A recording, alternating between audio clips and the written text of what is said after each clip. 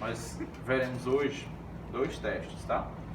Um é o beta-HCG, que todo mundo vai fazer o teste, tá? Descobrir aqui suas emoções pós-carnaval.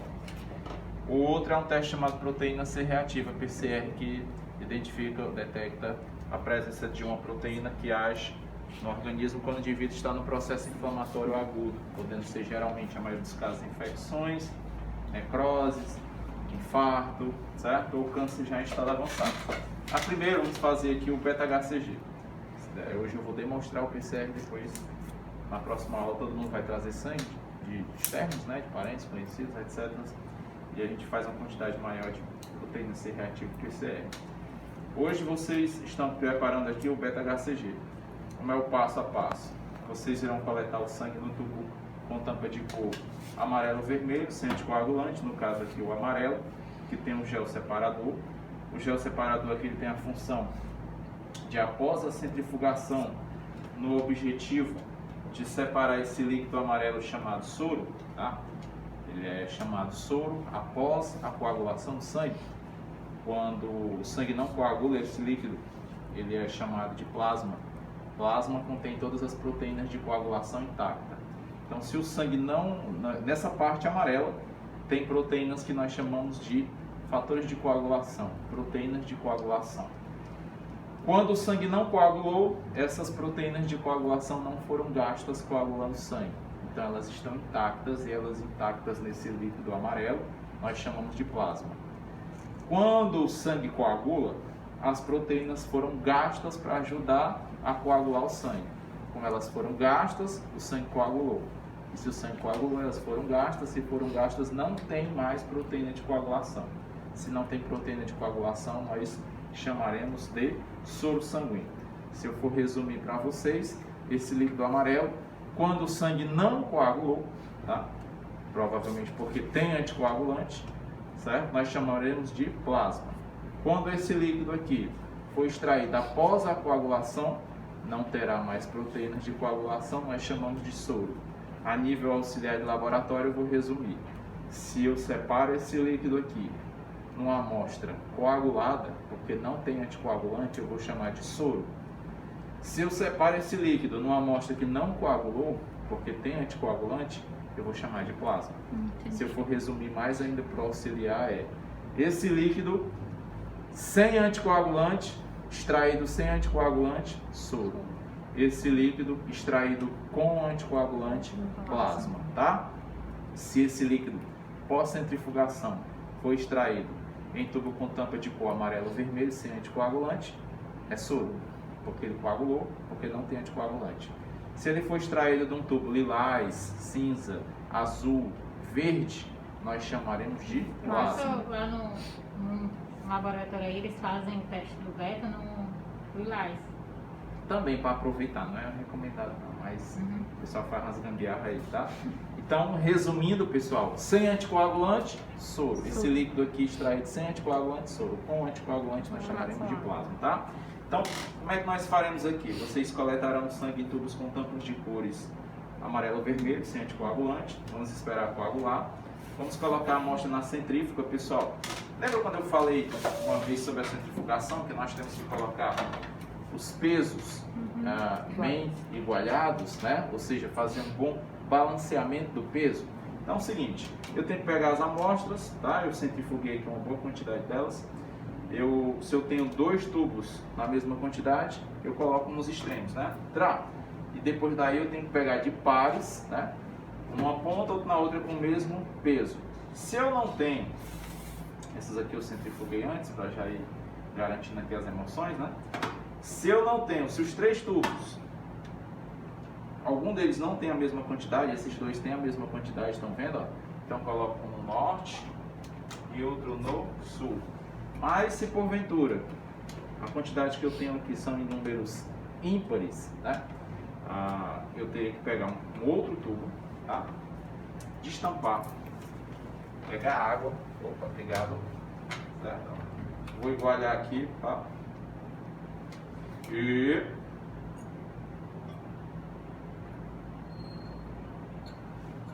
deixo o tubo com a mesma quantidade, ou seja, com o mesmo peso, tá? Com o mesmo peso, e vou colocar nos extremos. Posso colocar um do lado do outro, desde que o outro seja no outro extremo, ou posso fazer uma cruz, tá? Vou fazer a cruz aqui, mas eu posso colocar um aqui, desde que ele fique reto nos extremos, tá? Vou colocar para centrifugar aqui 15 minutos a 3.000 RPM, tá? Então vamos lá. Eu vou aqui ligar, tá? Vou ajustar aqui o cronômetro reverso, o marcador de tempo, bem no meio entre 10 e 20, 15. Vou aumentando aqui a velocidade. Todo mundo lembra daquela parte da centrifugação?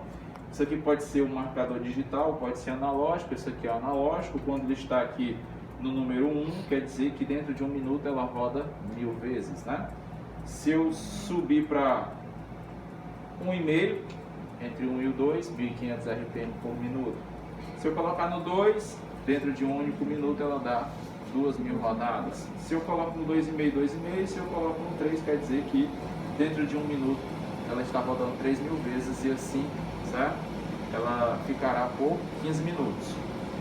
Lembrando, algumas coisas que nós tivemos aqui naquela aula de tipagem sanguínea pelo método intuitivo de hemólise, né? Colocamos para centrifugar aqui. Aqui, pessoal, é o seguinte: quando a amostra começa a rodar numa alta rotação, ou seja, 3.000 vezes por minuto, durante 15 minutos, 3.000 vezes 15, né? Então, o que é que vai acontecer? Lembra daquele exemplo quando eu disse que perguntei se algum de vocês já tinham brincado num equipamento de parque chamado espalha-brasa, né? Vocês iam rodar, e se vocês não tivessem ali agarrado a um cabo de aço e um cinto de segurança, mal mentira, aquela rotação jogaria vocês lá para o fundo, concorda? Certo? Aqui é como se eu estivesse colocando um tubo para brincar no espalha-brasa, tá? Ela vai rodar numa velocidade bem maior do que o espalha-brasa no parque, tá? E o que acontece? As células dentro do tubo não tem cinto de segurança, tá? Não tem mãos para se segurar em nada, e se tivesse mãos também não tem onde se segurar. Então, devido à rotação, elas serão jogadas para o fundo do tubo. Está dando para entender mais ou menos? Ok? Quando elas são jogadas para o fundo do tubo, num tubo sem esse gel separador, sem esse gelzinho no fundo, as células vão se acumulando, mas nós temos que pegar com o maior cuidado, assim, de ponta de dedo, sem deixar balançar, porque senão ocorre o que aconteceu naquele nosso teste nos tubos de hemólise. Lembra? Quando a gente balançava, as células se ressuspendiam, né? Ou seja, se re-homogeneizaram. Lembram disso? No tubo vermelho ele não tem nada que impeça a homogeneização, então tem que tirar assim, ó. Então às vezes quando ele está começando no curso, a gente começa um pouco sem a percepção de alguns problemas. Então a gente tira, oi, tudo bem, num susto, balança sem querer, tá aqui, ó, e agora, né? Então não para entender? Quando tem um gel separador, nós não temos esse problema. As células são empurradas pela rotação, tá? Como ela não tem cinto de segurança, não tem mãos, não tem onde se segurar, elas são empurradas com muita força. As células, ao serem empurradas no fundo do tubo, elas empurram esse gel pelo lado, vão empurrando. O gel empurrado vai subindo pelo outro, tá? Ele vai sendo empurrado pelo lado, vai subindo pelo outro, vai sendo, ó, empurradas pelo lado, ela vai subindo pelo outro e acaba ficando bem no meio da divisão, da separação entre as células e o soro. Ele não tem anticoagulante, já tem coagulado, já tem gasto das proteínas de anticoagulação. Até aí, beleza? Quando ela fica no meio, pessoal, é muito interessante para o laboratório, porque se ocorrer tipo alguns problemas aqui, eu estou aqui, de repente um susto e oh, meu Deus do céu, e agora, meu Deus do céu, vou ter que centrifugar de novo? Não, por quê? Porque o gel separador não deixou suspender, não deixou homogeneizar, deu para entender? Então isso ocorre também em clínicas que centrifugam as amostras, o motoqueiro vai buscar, coloca até uma temperatura apropriada, mas a moto vai caindo nos buracos da fortaleza dela, aí a amostra, beleza? Para lá e para cá. Quando chega no laboratório, não chega uma amostra ressuspendida, rehomogeneizada. Se houvesse essa ressuspensão, se rehomogeneizasse tudo de novo, nós teríamos que separar de novo.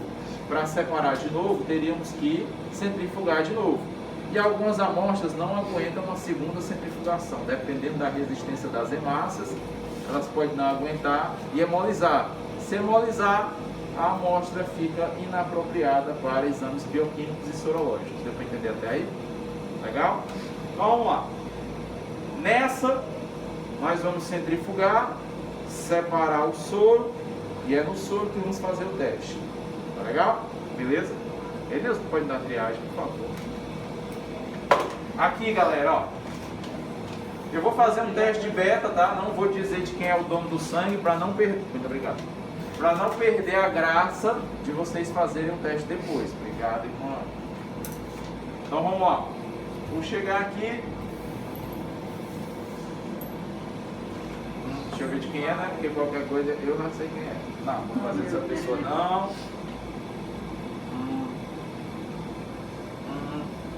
Vou fazer dessa pessoa aqui. Pronto, tá. Depois de quem é, tá?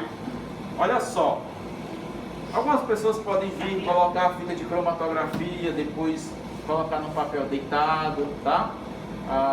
Tem N formas, mas isso tem as formas padrões, tem as formas tradicionais, tem as formas gambiarra, tá? O que eu vou fazer hoje é uma forma padrão, é uma forma que realmente deve ser ensinada em curso. Mas, quando você estiver no seu estágio, no seu trabalho, o chefe disser assim, ó, faça assim, não tem que discutir, né? Ou seja, ali fazendo um papelzinho. Papelzinho, né? Tava de lado, como se fosse um teste de gravidez de urina, né? Certo, ó. O que é que nós vamos fazer aqui? É interessante, não é obrigatório, mas é interessante que as cromatografias ocorram em pé, tá legal? Então, vamos ver isso aqui, ó. Vou pegar um tubo de hemólise, vou colocar aqui. Quando vocês pegarem essas ráquias para cortar os tubos, nós vamos fazer assim, ó.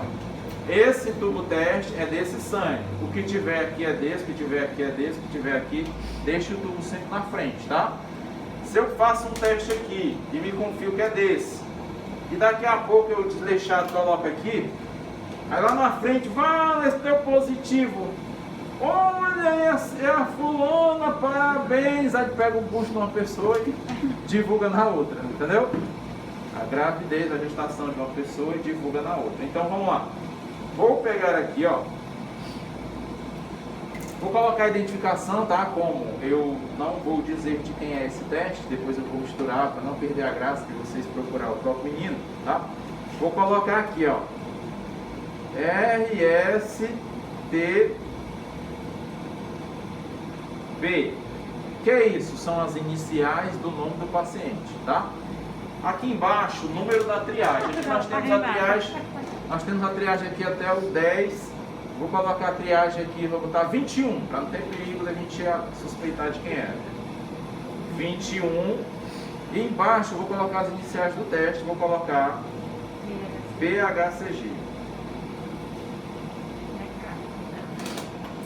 Legal, pessoal? Lembrando, beta-HCG tem o qualitativo, que só faz o teste para detecção aproximada do hormônio, tá? Dizendo se é não reagente ou negativo, ou reagente positivo, ele não dá quantidade, certo? Mas tem um teste feito por método de automatização, feito por máquinas, chamado beta-HCG quantitativo, que ele tanto diz negativo, positivo, não reagente, reagente, como ele dá também, em média, a quantidade de semanas da gestação, tá? Todo mundo vai entender? Todo mundo já viu por aí, né? Quando se fala de beta, todo mundo já entende, né? Você saiu de lá. Então vamos aqui, ó. Vou pegar aqui, ó, o reagente. Tá? Vamos lá. Vou abrir como se fosse, esse teste aqui é feito em soro sanguíneo ou urina, tá? Mas ele não é exatamente aquele que você compra na farmácia e faz na urina. Esse aqui é mais concentrado, é mais viável para laboratório de análises clínicas, tá bom? Vou colocar, olha só isso aqui, ó. Todo mundo está vendo essa marquinha azul lateral? Só pode introduzir no soro sanguíneo até essa linha horizontal azul, onde tem duas setas apontando para ela. Todo mundo está vendo? Legal, então bora lá. Vou pegar, vou introduzir até essa seta e contar 15 a 20 segundos. Todo mundo conta junto comigo para a gente jogar uma energia aqui nessa amostra, viu? Vai. Todo mundo vai. 1, 2, 3, 4, 5, 6, 7, 8, 9, 10, 11, 12, 13, 14, 15, 16, 17, 18, 19, 20. Eu ia até o 15, mas eu fui até o 20 para a energia ser maior, tá? Então, vai que você estava contando o seu, né? Misericórdia. O sangue de Jesus tem poder, faz milagre acontecer. Aqui nós vamos aguardar tempo de 15 minutos, tá? Não necessariamente levará 15 minutos, tá? A literatura, ou seja, as anotações, quem criou o método, quem processa, quem pesquisa os métodos, os fabricantes recomenda que deixe 15 minutos, tá? Porém, pessoal, isso aqui, alguns testes vão dar reagente com segundos, alguns com pouquíssimos minutos, 1 minuto, 5 minutos, começa a aparecer uma tirinha. Se aparecer logo reagente rápido, não necessita você aguardar os 15 minutos, já que apareceu uma reação bem forte. Porém, o problema é, se não reagiu nada, em pouco tempo você não pode correr e anotar logo como não reagente. Se não reagiu nada, aí você tem que aguardar o tempo recomendado de 15 minutos. Tá legal? Aí o que acontece? Depois que vocês terminarem de fazer o beta, e aguardar os 15 minutos, o que é que vocês têm que avaliar, tá? Depois de 15 minutos, vocês pegaram o teste, tá? Nesse teste, nós temos 2 reagentes, 2 marcas de reagentes nessa tira, tá? Pelo método de cromatografia, ou imunocromatografia. Nós temos 2 tiras de reagente. Um reagente chama-se controle, tá legal? Controle. Qual é a função do controle? Deixa eu levantar aqui agora. Qual é a função do controle? O controle, certo? Ele indica que o teste está bom, que o teste está confiável, o teste está viável, tá legal? Ou seja, o teste dando não reagente, que é negativo, ou reagente, que é positivo, ele tem que reagir sempre, tá legal? Se eu faço um teste e o controle não reage, então eu já tenho que colocar em mente que aquele teste não está funcionando. Eu tenho que descartar aquele reagente, tenho que abrir outro e tenho que repetir o teste. Até aí, beleza? Se não aparecer nenhuma tira, isso quer dizer que o controle não reagiu e o teste não está funcionando. Tá? Eu tenho que olhar a data de validade, tenho que olhar o lote, o que está acontecendo, tá? E testar logo o outro reagente. Legal? Se o reagente controle reage, eu já sei logo, está confiável. Posso me basear nesse reagente, pelo menos por enquanto. Até aí, beleza? Nós temos um outro reagente embaixo, que é o reagente teste. Legal? É um reagente chamado anti-HCG. Ele é um anticorpo produzido em laboratório, certo? Ó, e é colocado na parte de baixo do teste. E esse anticorpo, ele tem a função de se ligar, agarrar o hormônio da gonadotrofina coriônica humana, que a gente chama a sigla do inglês HCG, certo? Human Chorionic Gonadotropin. Hormônio coriônico gonadotropin, HCG. Hormônio da gonadotrofina coriônica induzida pelo embrião no corpo da mãe, tá? Só que o HCG, ele pode, a fita do HCG, ele pode reagir em outras situações também. Por exemplo, o indivíduo está com câncer de testículo, tá legal? Aí alguns cânceres podem produzir marcador tumoral que pode acabar reagindo com o HCG. Alguns cânceres podem até induzir a formação do HCG que pode reagir com o embrião. Um homem, pessoal, já viram, vocês vão trabalhar por aí. Aí você vê um homem fazendo beta-HCG, é possível isso? É, certo? Você vai sim ver médicos solicitando HCG para o homem. Quantitativo. Quantitativo. Ou qualitativo mesmo, tá? Ou quantitativo ou qualitativo. Quando você vê um homem fazendo beta-HCG, você não acha que o médico está pensando que ele está grávido, né? O médico suspeita o quê? De uma possível presença de tumor maligno, câncer, beleza? Alguns distúrbios hormonais, você já ouviu falar gravidez psicológica? Uhum. A barriga cresce, a mulher enjoa, a mulher vomita.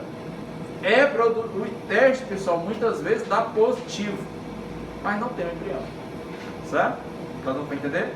E o teste dá positivo, são situações de disfunções hormonais. Algumas situações de mioma alterar a produção de alguns hormônios e o teste dá positivo também, tá legal? Nós temos um outro teste aqui embaixo chamado anti-HCG, que só reage quando encontra o HCG. Se encontrar HCG, a maior probabilidade é de gravidez. Se for em homens, não está grávida, é suspeita de câncer. Tem outros fatores aí, alguns medicamentos podem alterar e outros fatores, tá? Moral da história: se der uma tira só, se der só uma tira, isso quer dizer que na parte superior, isso quer dizer que quem reagiu foi o controle. O controle reagiu dizendo: ei, pode confiar. Mas só deu uma tira, o teste de baixo não reagiu. Se não reagiu, o anticorpo não encontrou o hormônio, o teste é dado como não reagiu, não reagente. É dado como negativo para a presença do hormônio, tá dando para entender? Se der duas tiras, o que é que está acontecendo? O controle diz: pode confiar em mim. E embaixo o teste diz o quê? Parabéns. Tá dando para entender? Legal? Uma tira, agora a moral da história resumindo ao máximo do máximo. Uma tira só é o controle, então negativo. Duas tiras, controle mais reagente igual a positivo. Amém? Então olha só, o que é que nós vamos fazer? Como eu disse, para não perder a graça, né? Vocês não saberem quem foi que eu fiz, já que deu negativo, né? Senão você vai dizer: ah, o meu deu negativo, vou fazer mais não. Vou misturar aqui. Vida, vida, esperança.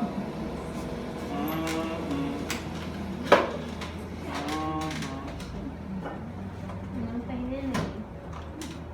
Quem não tem, tá na hora, né? Vamos lá, descobrir agora.